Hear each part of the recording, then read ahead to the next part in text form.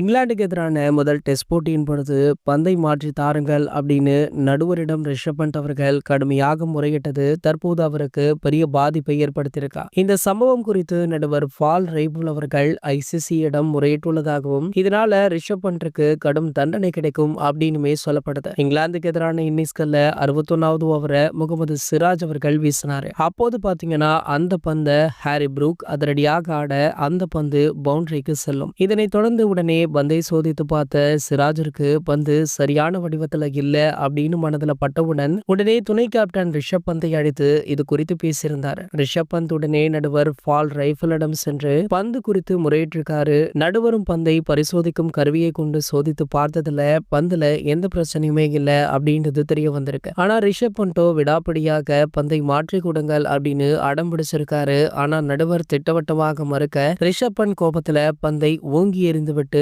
அங்கிருந்து சென்று விட்டார். ரிஷப் பண்ட் இப்படி நடுவரிடம் கோபத்துடன் நடந்து கொண்டது ஐசிசி விதிமுறைப்படி தவறாகும். ஐசிசி விதிமுறை செக்ஷன் 2.8 படி ரிஷப் பண்ட் செய்தது லெவல் 1 அல்லது லெவல் 2 குற்றமாக கருதப்படுது. லெவல் 1 குற்றம் அப்படின்னா போட்டியுடைய கட்டணத்திலிருந்து 20% தொகையை அபராதமாக செலுத்த வேண்டியிருக்கும். ஆனா அதுவே லெவல் 2 இருந்தால் ஒரு போட்டியில ரிஷப் பண்ட் அவர்கள் விளையாட முடியாத சூழ்நிலை ஏற்படும் அப்படின்ற தகவல் வைரல் ஆகிட்டு இருக்கு. இது போன்ற கிரிக்கெட் செய்திகளை பத்தி நீங்க உடனே தெரிஞ்சுக்க நம்மளுடைய கிரிக்கெட் நியூஸ் அப்டேட்ஸ் சேனலை மறக்காம சப்ஸ்கிரைப் பண்ணிக்கோங்க.